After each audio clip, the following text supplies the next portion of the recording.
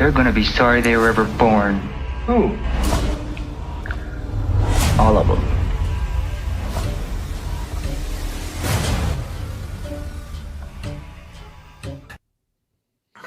Welcome back, Raider Nation, to the Raider D podcast, live with a very special guest. We have Chris Collier here with us, running back for the Las Vegas Raiders, our beloved silver and black, a guy who came over last year from the Baltimore Ravens, drafted out of Lock Haven, University of Pennsylvania, from New York, 25 years old, ready to get out there, get on the field, and bust some butt running the rock. My man Chris, what is good, brother? Good to see you. What's good, Mike? How you doing, brother? It's great to see you. Great to finally get this little podcast going. It's been a long time coming, but I'm good on. Yeah, I mean we've been trying to hook up for a little while. Now you had to go back to Baltimore and move, right? So did you clear out apartment there and then move down to Vegas? So you're like moved in now? Yeah, I had to close out the lease, ship my car, get all the utilities and bills done up with, so I could move out here. And I'm fully ready to go. I'm fully moved in. Everything's good now. I mean, and that's one of the thing that a lot of fans don't realize is, being an NFL player, like when you're transferring teams, especially like you did in the middle of the season, you're basically uprooting your entire life. I mean, that's got to be pretty difficult. It's almost like being in the military where 1 second you're at this base and the next second you're at this base, and sometimes you don't get a notice, right? So at all, it happens so quick. So for all the fans that really don't understand how that works, when you get traded or if you're cut from a team and you're picked up by another team, whatever the scenario is, like how rapid is that? Do they take you in an office and sit you down and explain, or is it a phone call, or they contact your agent? How does that work? So what happened with me with the Ravens was I got obviously brought up to the office, and I was told that I was getting let go, but they were going to try to get me back on the practice squad. They were going to sign me the next day if I cleared waivers. I cleared waivers, and it was just a little, tough time getting me back on the squad, and time was going on, and I was getting a little impatient. I had to start thinking about my career, my future, and I was getting calls from a couple of NFL teams that I was, unfortunately, like looking back, I was shutting it down when I shouldn't have, but it led me to the Raiders because I think it was like the fourth NFL team that asked about me, and I was like, you know what, I got to start thinking about me, and I got that phone call from first my agent, and then the Raiders called me, and it was about like a week after I had gotten let go. I wasn't expecting it, but it was like they called me and they were like, oh, we need you here within the next morning. Like it was at 10 o'clock at night, and they said, we need you here at 8 o'clock in the morning. I had a flight at like 6 o'clock Eastern time. I landed about like 9 o'clock, Pacific time. And the rest is history. I mean, I got on the practice squad initially. I worked my tail off, and then I ultimately got onto the active roster after a couple weeks. So you were there last year. There was a lot of struggles, right? I mean, you only experienced half of the season, but there was a lot of struggles. There was a lot of discontentment within the fandom of the Raider Nation about how this season turned out because we all had such high hopes and everything. Obviously, you being new to the team and only there half of the season, what was it like for you? Like, I mean, you got to be thinking like, oh my goodness, man, I just left Baltimore. I came to Vegas. I thought this was going to be good for my career. And now all of a sudden we got a complete regime change and it's like chaos. Yes. Yeah. It was tough at first. Obviously coming from the Ravens where we're so hard-nosed, we're on top of everything. We're so strict about certain stuff. And it's not to say that the Raiders weren't. It was just a different cultural change. The Ravens were shooting for a title, a Super Bowl, and the Raiders were in a rebuild. So it was kind of trying to get used to that. But we're a young team. We got a lot of great young dudes that are really eager to get this winning going. And honestly, I'm excited to see what's going to happen next because we got a great regime that came in, and we got great vets and young dudes that are willing to put it all on the line. And that's one of the things. So right now, the Raiders have a new regime in Pete Carroll, guy who's won a Super Bowl, guy who's won a national championship as a college head coach. I mean, this dude has done it all. He's got the big personality, but he's known as being a player's coach, but also a disciplinarian. Like when it's time to work, it's time to work. But he's gonna talk smack to you. He's gonna have some fun with you. But he's very hard nosed from all the reports that I've seen about him. And it's a whole different regime now than with Antonio Pierce. And I really felt bad for Antonio Pierce because I felt like he got rushed into that head coaching job before he was ready. I think it would have been better if he had taken a defensive coordinator position first somewhere and then moved on, because I do think Antonio Pierce, from everything that I know about him, the players loved him, right? And you guys worked your butts off. You played hard for him. It just didn't work out. But now you have this new head coach who's been there, done that, and you have Chip Kelly, who's an offensive guru, right? And so, how excited are you as an offensive player to see this offense get rejuvenated? You have a new quarterback in Geno Smith, who's one of the most accurate quarterbacks in the NFL. So, getting him on a third-round trade, that was an absolute steal, in my opinion. How are you feeling? Like, where's your excitement level to be in the Raiders now versus, last year, where there was obviously some letdown? Uh, as you could probably guess, my excitement is through the roof. I mean, when I heard that we got Chip Kelly, I was so excited because I had heard so much about him. I know about him. I have coaches who have coached under him in the past, especially from my past school at Lock Haven.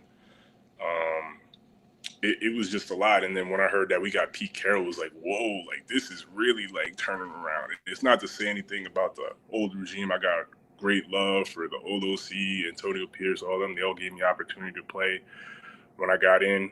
But I'm just really excited for what's to come next. Honestly, you always got to look at the next thing coming.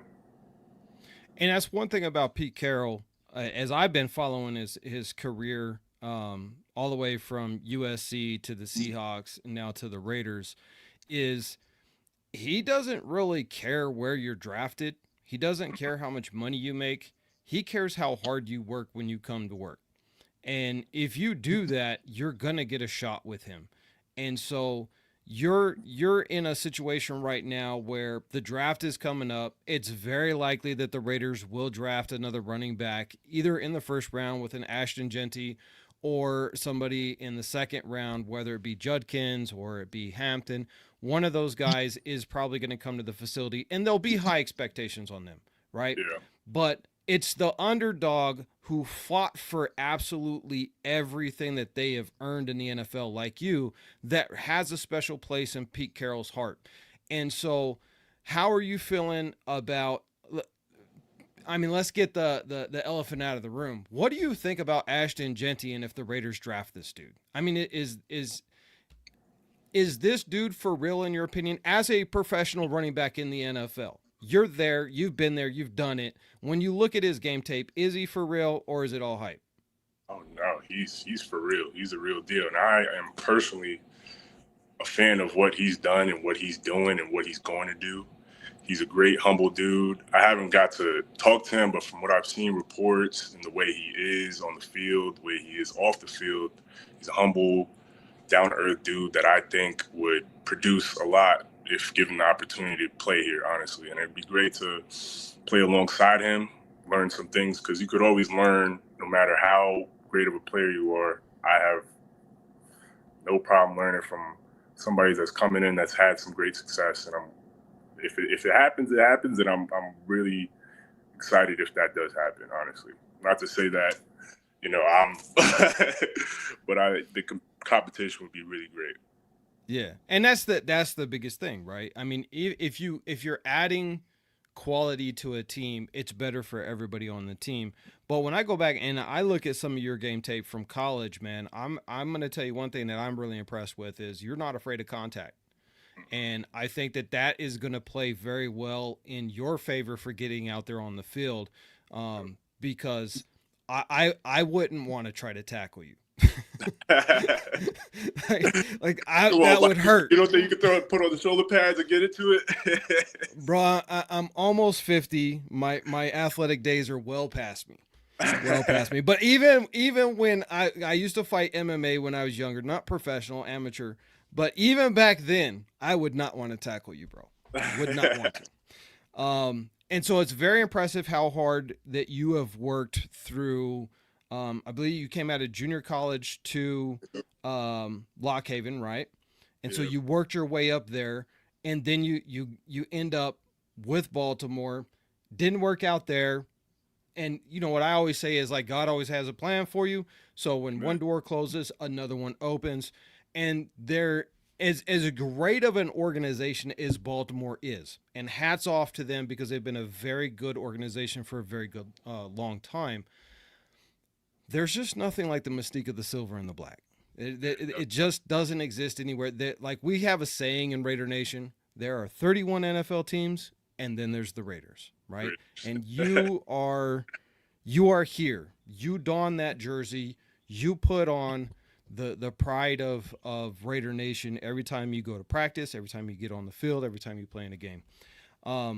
How and I'm sure like a lot of people come to the NFL, they don't play for the team that they may have grown up rooting for. Yeah. But how bought into the Raiders are you now, being last year removed, and now you're moving into getting ready for training camp and everything this year? I'm 110 bought in. Honestly, I'm really excited to get started. I love the city. As soon as I got here, it took a little adjusting because obviously I've grown up on the East Coast for a while. But when I came out here, it was just something about the fan base, something about the city that when we get this thing going, how special it could be. And I could honestly see it. I see the foreshadowing through visions that I've seen, and I know that success is imminent. It's going to happen. It's just when it happens, when everybody locks in, I'm really excited to see how that goes, honestly. And that's a beautiful thing too. I mean, listen, the Raiders have bounced around. We were in Oakland, we went to LA, we went back to Oakland, my hometown, and then Mhm. we moved to Vegas. And but, you know, even though they're in Vegas now, us Cali boy Raiders fans, we travel very well. We don't fill the whole stadium yet. But we will. We just need a winning product so that people can say, listen, I'm going to dip into my savings or credit card debt and I'm going to go to a game in Vegas. But if we're not winning, people aren't going to want to do that. Yeah. But the Raider fan base is always going to be there. They're always going to have your back. They're always going to support you. Like any fan base, you're going to have the negative Nellies out there who, you know, the Of keyboard course. warriors who are just going to talk crap. But overall, even when something doesn't work out, like it didn't work out with Antonio Pierce, okay. Yeah. But once a Raider, always a Raider. That dude will always have a special place because he beat KC on Christmas Day. He will forever be enshrined in Raider fandom for doing that and being the coach of that. Um, so now we're starting a whole new regime. We're starting a whole new season. All the expectations are high. Free agency is pretty much done. There may be a few moves here and there where we bring in some people, but for the most part, free agency is now past us, and we're looking to the draft. You have a co-worker teammate in Raheem Mostert. Have Yep. you got to hang out with him? The dude is very accomplished in the NFL. He's had a long career. What's it like knowing that you're going to get to work alongside this guy? It was great. I mean, today was day one. And we were going through introductions in our meeting rooms, and I was able to hear his story and how he was able to come into. He was an undrafted free agent like myself. So the first thing I did Exactly. after meeting was go over to him and ask him, get all the tips that I could, learn about him, learn about how he came into who he is now. Because I'm this is my second year. He's year 11. I've watched him as I was going into my football career in college, so I know a good bit about him. I know he's a speedy dude. He's gritty and he gets after it. So the first thing I did was made sure to get to know him on a personal level. Yeah, because I would love to see you guys get out there, and you know I truly believe that you're going to get more playing time this year, simply because in the NFL nowadays it's not like the old days. You have to have a good core of at least three running backs, right? The season's Yeah, just too long. injuries pile up, and you've got to be able to have good depth there. So I do believe you're going to get more playing time this year than you did last year. So expecting big things out of you in that regard. No pressure, but it's going to be entertaining when you look at Chip Kelly's mastermind offense and the way that he is able to shift the offensive line and move plays and disguise things and really confuse defenses. He's, in my opinion, going to be the best bet to set you guys up for success and get those yards. And most importantly, like I said, knowing what I know of Pete Carroll's career, if you're a hard-nosed, gritty, lay it all on the line every single down type of player, you're going to be out there on the field because those are the type of dudes he likes. If you look at the Seattle Seahawks and their Super Bowl runs that they had there, the stars were drafted in the 3rd round, 4th round, 5th round, some undrafted guys, right? And it's because that they were willing to do what nobody else was willing to do. So I definitely see that in you, and I'm hoping that this season is going to go a lot better than last season. So have you got to meet, and I know we talked about this earlier, it's only day 1 with the new regime with you, so I'm sure you haven't had a lot of time yet, but two questions I know the guys are going to want to know in the comment section. We're going to get to some comments here in just a second, so guys, get your comments and questions in for Chris here. Pete Carroll, John Spytek, initial impressions. You haven't had a lot of time with him yet, and then touch on Tom Brady and his influence with that Raider organization. Okay, so Pete Carroll, we had meetings today, and he's a upright, positive, energetic coach. He loves competition. The first thing we did, I walked in the meeting room, and there was like a whole basketball hoop in there, and first thing he did was have a whole bunch of competitions going on. From what I've heard, he's a big basketball guy, so he brings that competition in every aspect of the building, which is great to see because I already know how training camp and all that's going to go, and I'm loving it so far. I didn't really get to meet John Spytek yet. I haven't got to hear from him yet. Tom Brady, it's crazy. It's always like a full circle moment because Tom Brady was somebody obviously a lot of us grew up watching, especially guys my age, and seeing the competitive nature he is, he brings that into the office, and you see how badly he wants to win. He's in the building a lot, so I know his influence is very high, and everybody's looking to his advice, and he knows what he's doing, and we're playing along with the others, and he has a great influence on what the Raiders are trying to do right now. Yeah. I see it. The results are definitely starting to bear themselves out with some of the decisions that have been made. I know there was a lot of hype about getting Ben Johnson. We all thought Ben Johnson was coming to be the head coach of the Raiders.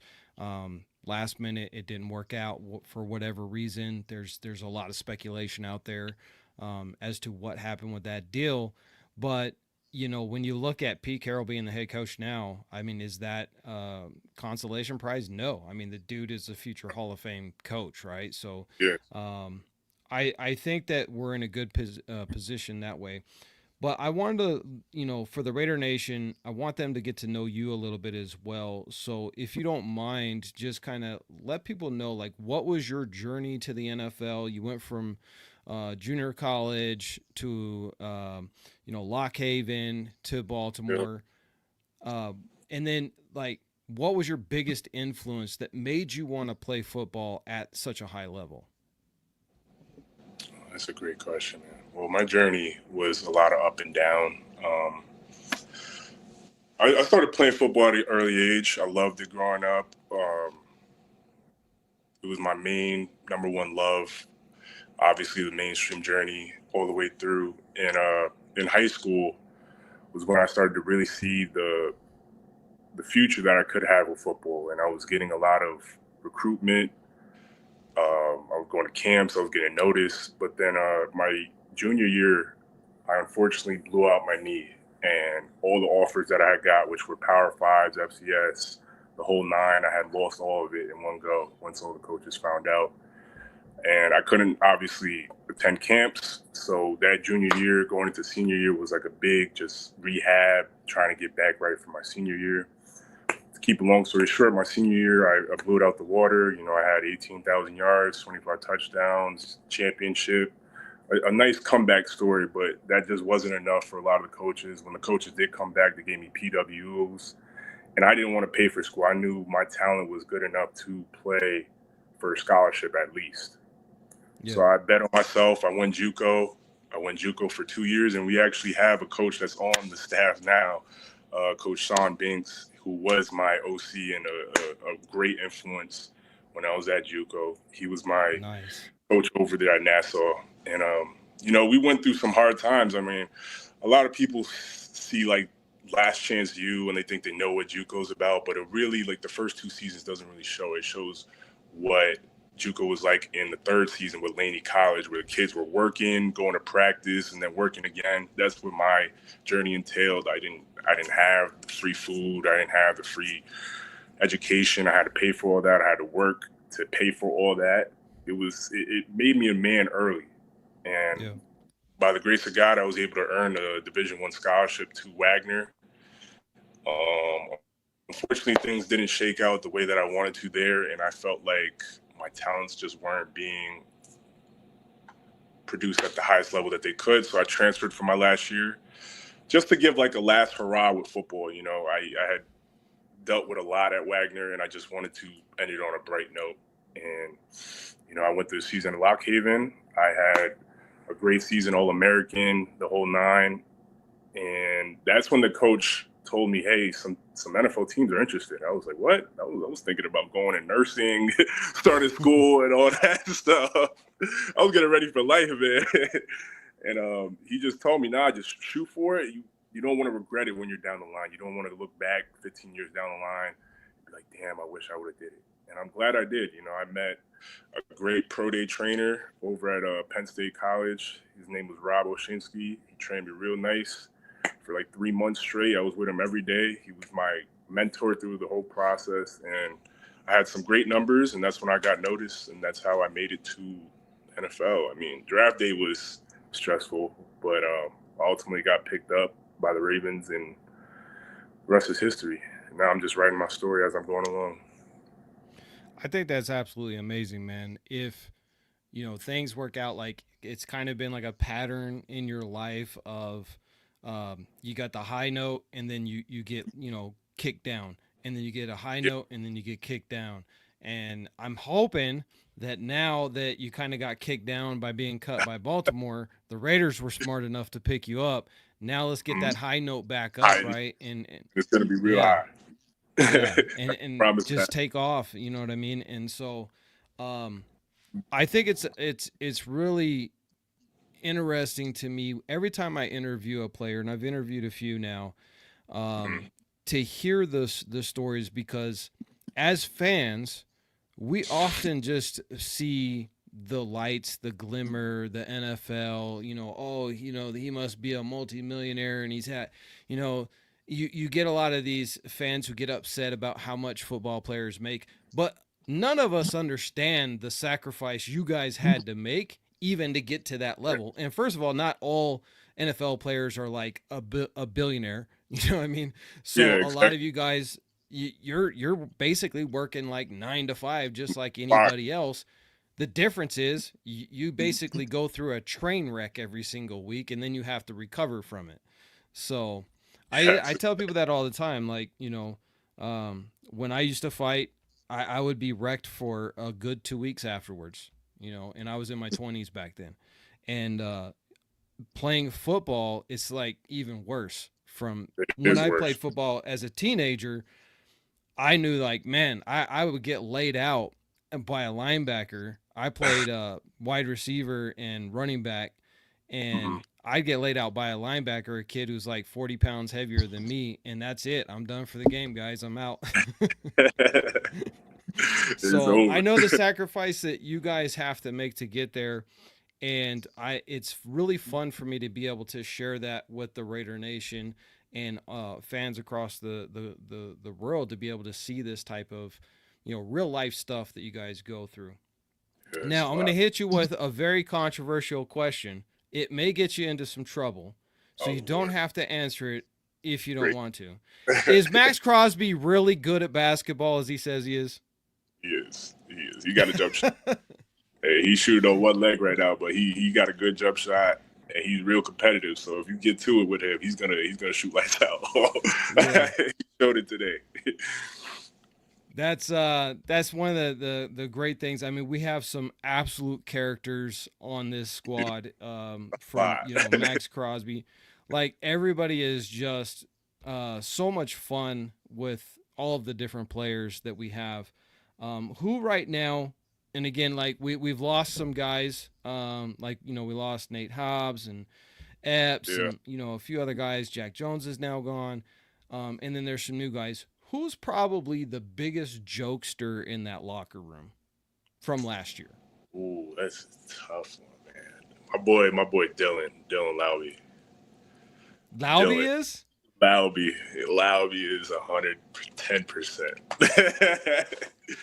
One of the I've funniest. met him. I haven't interviewed him yet. But You when I got met it. him, he seemed like all serious. No, no, no. Far from it. He's probably the biggest jokester, at least top three on the team for sure. What about JPJ? I mean, the dude literally dressed up in disguise as JPJ, whatever. yes, yeah, he is. Yeah. He's a little goofball for real. So let's talk as a running back. Like the most important thing to you, I would assume, is your offensive line, right? They're Yeah, they're the ones that are going to make you guys shine, and when you shine, you make them shine, right? shine. Um, Yeah, we've got some young guys on that offensive line. Obviously, you got the veteran in Colton Miller; he's the yeah. stalwart. But then you've got JPJ. You have DJ Glaze. Both these Big play. guys played phenomenal as rookies last year. Great. Um, Definitely expecting them to take an even bigger step this year. Mhm. Um, there's a lot of controversy. A lot of people think that the Raiders need to go out and sign some big name on that offensive line, and I'm sure that the Raiders are going to draft somebody. We need depth there as well. Um, but if you had to go into battle tomorrow with the offensive line that we have right now, I'm sure you're going to give me the positive answer. But how do you feel like what could you say to allay the fears of the Raiders fans about this offensive line? Well, we're a young team. Obviously, there's obviously some growing pain that has to happen, but the only way you learn through is experience. And when these guys get that experience, I mean, sky's the limit. These guys came into a role, especially JPJ and DJ. They came into a role where they had to come in and start day one, and they came in and they did what they had to do with no complaints. They worked their tail off. Max Crosby shared a great story about DJ. He said that he said this during our non-voluntary workouts a couple weeks back. Voluntary workouts, my bad. He basically said that DJ came in and wanted to go against Max Crosby every day, and it showed on the field. Like he was going against the best of the best, and his production speaks for itself. And that's exactly why the Raiders fans really shouldn't worry about that. I mean, that'll come along. There's obviously some growing pains that has to happen from time to time, like we all do in every aspect of life. But I think we're in the right direction. We're heading in the right direction. And you could kind of see the growth in that offensive line last year. Obviously, the first half of the year there was a lot of struggles there. There was some bright spots. Obviously, JPJ's play was really good as expected once he was able to get on the field. DJ Glaze outperformed everybody's expectations. Played very well as a rookie. And then towards the end of the season, that's when you kind of seen where the offensive line started to gel a little bit better. The communication seemed better. The movement seemed better. And everybody, despite having a losing season, no shot at a playoff, everybody still seemed to be playing their butts off, which was, if you're going to take a silver lining, that's what you're going to take, because you can now build on that with this new regime of, hey, you know what? Even though these guys had a losing season, they still played their hearts out. And that's something we can build on. So as far as, the a couple of the other key players on offense that we have, You got Brock Bowers, who is an instant superstar. Beast. The dude is insane. Beast. But there's one guy on this team that is, in my opinion, the most underrated wide receiver in the NFL, and that's Jacoby Myers. Kobe Myers. Yep. When you watch this dude up close and personal in practice, in games, play alongside, work alongside him, what is it about this guy that literally, I mean, he had over 1,000 yards and no drops. Who does that in the NFL? Drops. Who does that at any time? Exactly. What makes him so special? He comes in and works and works and works and works and works and doesn't stop working. His work ethic is phenomenal. He gets after it every day. He's always doing extra, and that's what it takes to be great. I mean, he has a talent already, but when you build on that talent with work ethic, I mean, the sky's the limit, and he's clearly proven that. He's a testimony of that, and yeah, it's amazing to see him play because he really does what he has to do. Yeah. Who, like, outside, let's go through the receiver core real quick of who we got. Like, who do you expect to step up this season and really get out there on the field and show something with the guys that we have right now? I mean, a lot of them, all of them, really.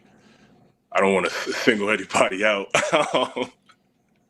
Because we got a lot of young talent, right? We do.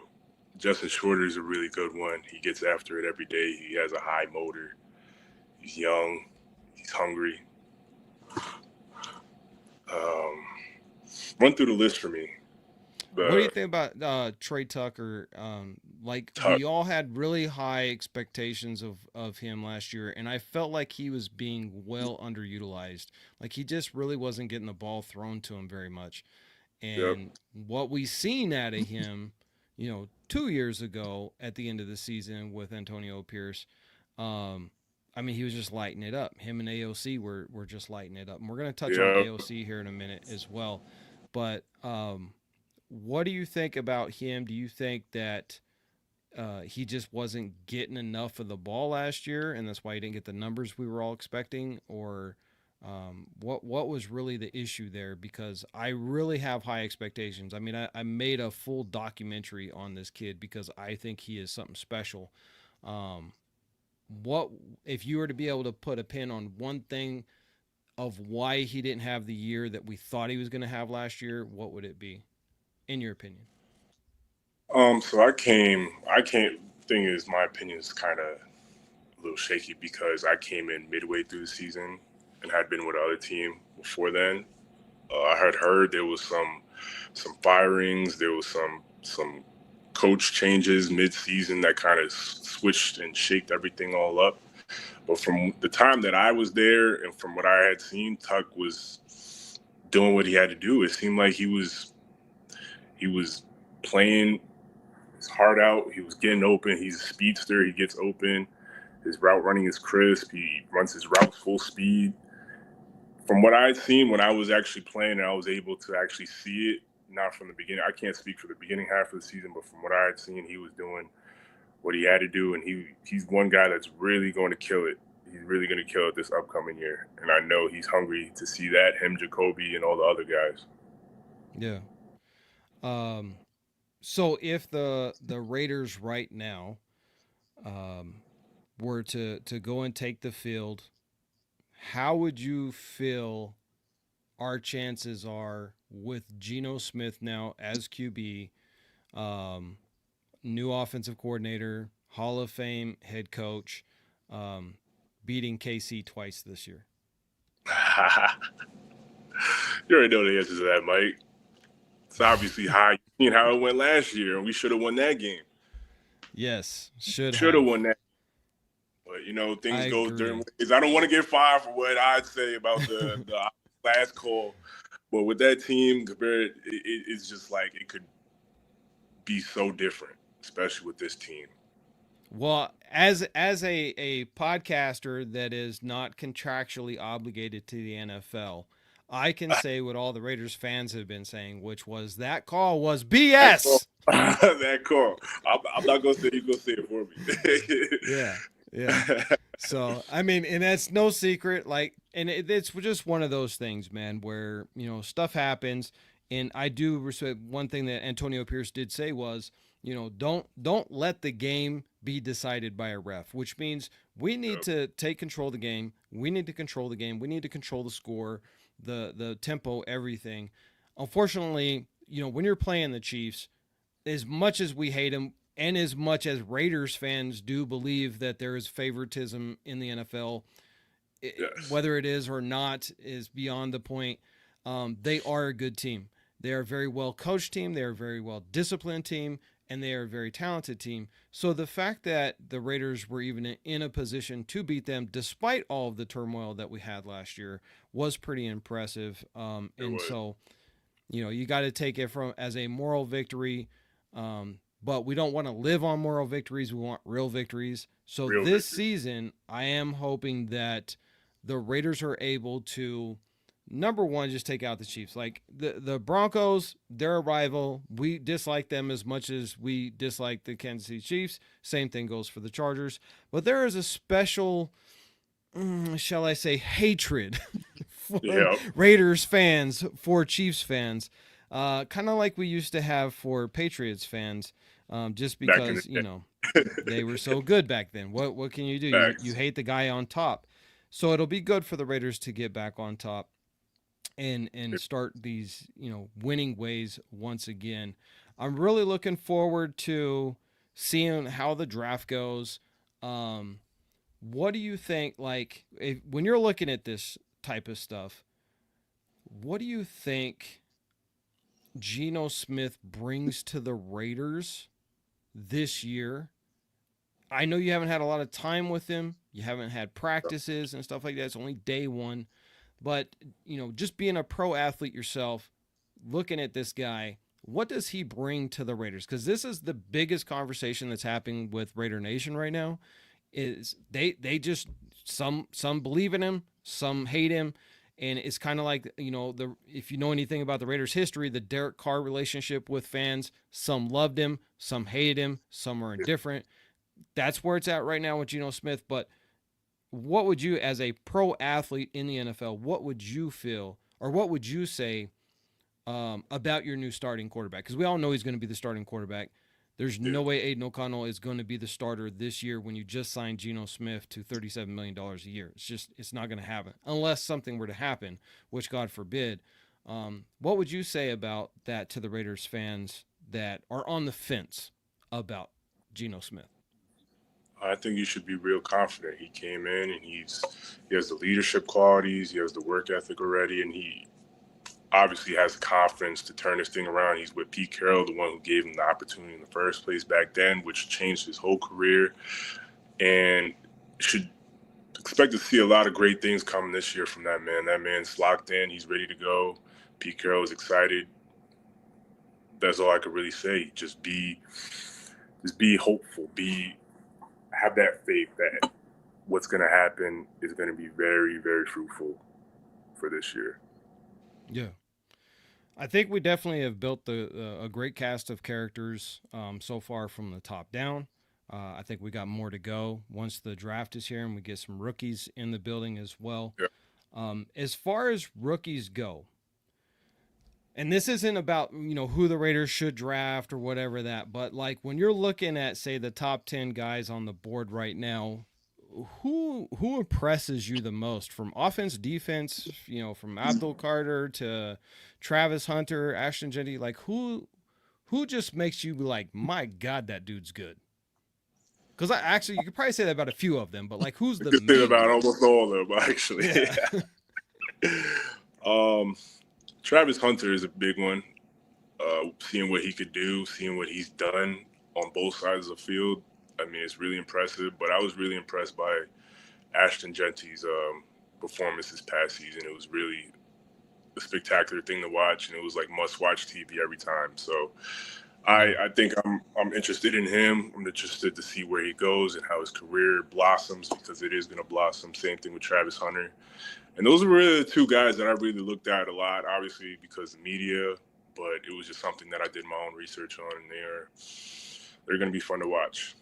Excited to see how their So as career. far as quarterbacks go, I mean, if you look at like, I don't know how much game tape you got to look at with Cam Ward, Shador Sanders, Ewers, Milrow. Um, pretty much only going to be Cam Ward and probably Shador is going to take it in the first round. Second round, you're looking at Milrow, maybe Ewers. When you look at these guys, if you look at last year's draft class with Jaden Daniels and Caleb and all that, where do you set these guys this year at? Oh man, that's a tough question. Just because of how good that rookie class was last year and how much they did, it's a toss-up because the same questions were happening last year, and those guys did more than expected, and they, persevered through the hate. So the same thing could happen with this class. A lot of them are being counted out. Obviously, they are going to go the first round, first two, maybe. And I feel like that's just something you got to wait and see, because the same thing happened last year and it keeps happening every year. Guys are counting them out. Keyboard warriors are talking about them, saying they can't do this or that. You just got to let them play, see how it goes, honestly. And I tell you, like, the one that I was most impressed with, even though I hate to admit it because he plays for the Broncos, was Bo Nix, because I wasn't a believer. I didn't want the Raiders to draft him. Yeah, I didn't think that he would be as good as he became with the Broncos as a rookie. Now we'll see how his, sophomore year works out for him, because sometimes with these QBs they'll have a slump their second year, because now defenses have more game tape on them and stuff. But I was very impressed with him. I had been one of the guys who had counted him out, and I was proven wrong. However, I was absolutely proven right when I said that Jaden Daniels was a generational talent, and that dude proved me right. that guy is just like on a whole different level, and he's just he looks like a young kid just out there, on the soccer field throwing the football around, having fun, because he's just always smiling, always laughing. It's crazy to watch him play. I wish the Raiders could have got him, but it didn't happen. Aiden O'Connell, to wrap this up, another situation where the Raider Nation and the fan base are very split. I believe in the kid. I think that he has a lot of potential to be a starter in the NFL. He's proven that before. Everything hasn't always gone the way we would hope it would be, but from the short amount of time that you've got to spend with him over last season, what is it about Aiden O'Connell? Because it just seems like, despite all of the negativity about him, all of the naysayers, all of the doubters, the dude just keeps coming to work and has this, he has his head on his shoulders. It's really impressive. Always. He comes into work, like you said, doesn't go against the grain at all. He follows through. He listens. He is a great leader. He was basically, like, when I first got there, he was a great on-the-field coach, especially when I had gotten my opportunities and I was still trying to learn the office, trying to gather and dismay, like, what I had learned with the Ravens. He was a great person to go to look to when I didn't know. And he comes into work, like you said, every day. He comes in, does what he has to do, does extra, does what he can for his teammates. He's a great dude, great character, great teammate, truthfully. Yeah. So last question, and this is kind of like one of my the NFL playbooks are just massive and complex, and especially now you're talking about it. Chip Kelly's offense is going to be complex. Yeah. There's going to be a lot to it. So obviously you got to be an intelligent person. I think this is one of the things that annoys me the most, is when people throw the jock label on somebody as though they're just, a dumb lug of meat running around with a football. It's very complex, and you have to be very smart. Who is the brainiac out of this players class that we have right now? Who would you say is like the smartest player in the room, like just a mini genius in that room right now? In just in general, like out of all the players, like who would you say, like, that's the brainiac? That's the nerd with the pocket protector when he's not on the football field. And that's hard. That is hard. In terms of the offense, obviously, it's always got to be the quarterback. And Aiden was one of the ones that I got to witness and see that.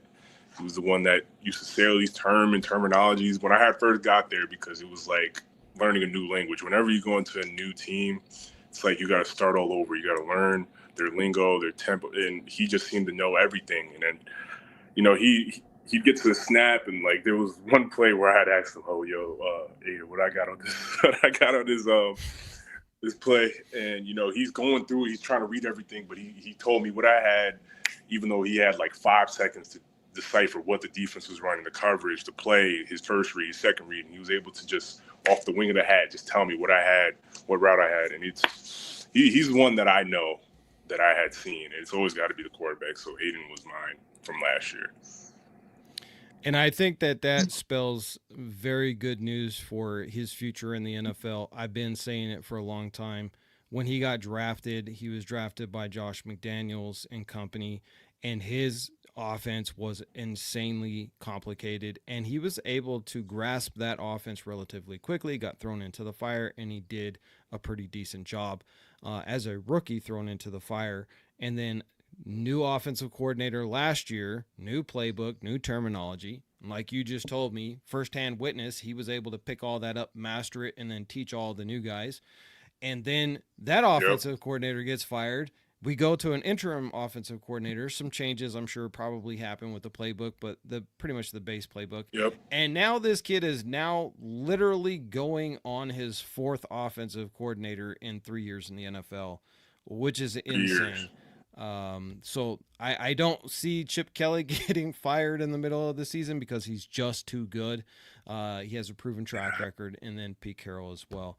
Brother, I do just want to say thank you so much for hopping on with me today. We've been trying to hook this up, and it's a little bit impromptu, so I wasn't able to get the notifications out there so we can get a bigger audience. But I will cut this up and repost it, which will get a lot more views. Man, I'm so excited for you. So excited to see the Raiders get on the field this year. I will be down. I only live a couple hours away from Vegas, so I will be down there for some practices and stuff like that. So we're definitely going to have to hook up when I get down there and do another in-person catch up and see how everything's going. Looking forward to it, man. It was a pleasure getting on here. I'm glad we were able to get this done. I'm looking forward to the season. Looking forward to seeing you when you cop out here. And yes, sir. Go Raiders. Go Raiders. All right, Raider Nation, we're going to cut off right now. I got to let this man get back to business. He's got a lot to do. So thank you so much for everybody being here. And you guys know how I end every single time on these live streams. Raiders just win, baby.